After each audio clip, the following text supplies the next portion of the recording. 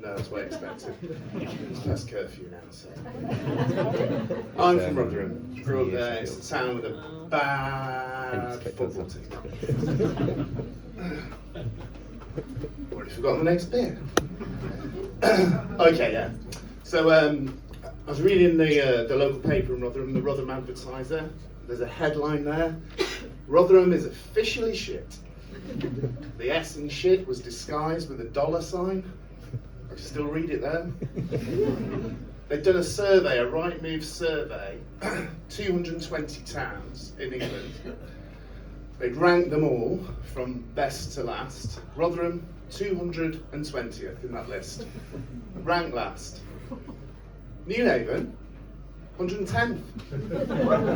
Imagine Newhaven. Rotherham's twice as bad as that. It's famous for three things.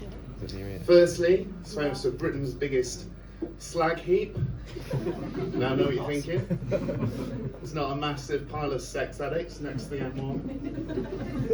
It's also famous for Jamie Oliver's school dinners experiment, where the government basically sponsored a naked chef to come and grab the turkey Twizzlers off Britain's most unhealthy kids. Thirdly, it's famous, and not surprisingly perhaps, it's got Europe's biggest paedophile ring. Mainly because fat kids can't run very fast. So, growing up there, it's quite tricky. My dad, I think it's fair to say, my dad was careful with money. Our rent was always due on a Friday. So when he died in mysterious circumstances on Thursday afternoon, we were like, it's done that on purpose. We're on holiday, and to avoid paying for parking, what he'd do was drive the car really slowly around the car park, telling me and my brother to get out, take everything out of the boot. So we were unloading multicoloured deck chairs, beach towels, buckets and spades, inflatables, all out the back of the car, leaving a rainbow trail behind us. From above, it looked like a big gay snail. There was almost a road rage incident when a man in a Ford Cortina ran over the windbreak. That led to a stressful day on the beach. Our picnic sandblasted as soon as the wind started blowing, and a yoghurt pot blew over right on top of my mum's Take a Break magazine, giving Princess Diana a creamy facial. My brother started laughing. My mum lost it. She couldn't reach him then, so instead she hit me, smacked me on the back of the head. I was mid-ham sandwich. A little bit of chewed up ham spiraled out of my mouth, hit my dad square in the chest, landed there like a warty third nipple, rolling down into his lap.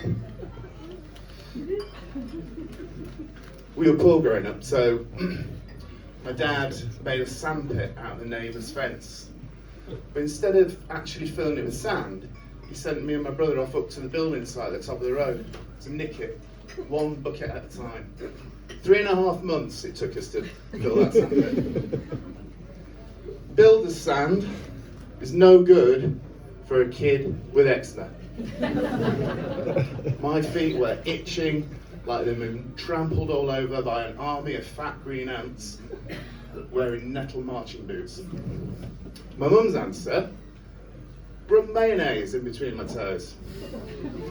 That'll stop the itching. Oh no, it won't. Because mayonnaise is not the special ointment that my mum describes it as. There's loads of E numbers in mayonnaise, but not one of them is E45. So the mayonnaise is on my feet, and then my mum gets carrier bags, and she puts them on top of the mayonnaise, and she ties them up with elastic bands really, really tight, thinking, that's going to stop you scratching.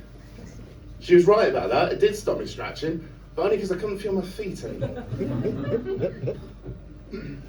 I was a pretty ugly kid, all national health specs when I was growing up, plus bag socks. One bonfire night, I was running down to the front to get a sparkler.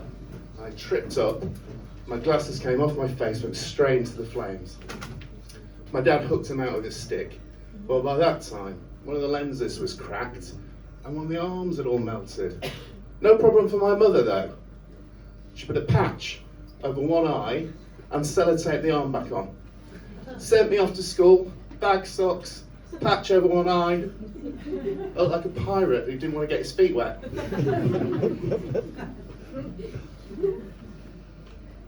I was a weird looking kid.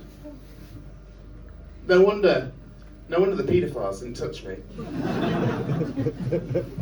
In fact, I was 9 before I saw a penis that I didn't actually own. That came at a Rotherham United football game. It was only £1 to get in, but my dad still lifted me over the turnstile. It was coming towards half time, and I needed a wee. So, to beat the rush, I nipped off to the toilet. Sanitation is not the same as it was in the late 70s, I'll tell you. Things have moved on. The toilets at Rotherham, little gutter down the back of the main stand with a 20 feet concrete slope. I'm there, in the gutter, weeing away when the half-time whistle goes. It's hot, it's humid, there are flies all over the place. It's like you're on holiday. Costed Rotherham. I zip up and I turn round as the half-time whistle's gone, and I look up the slope, only to see almost a dozen penises pointing in my direction, whilst fully grown men are pissing down the slope towards me. It turns out nobody actually walks down the bottom of the slope. Everyone pisses from the top. Who knew that?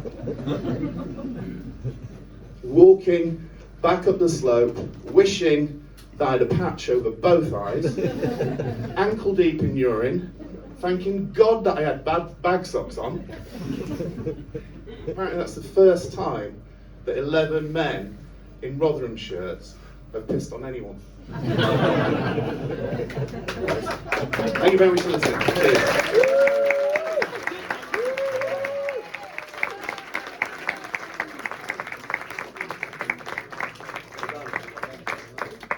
This next act, you drove 3.5 hours to go and entertain us tonight. Come on, Alex.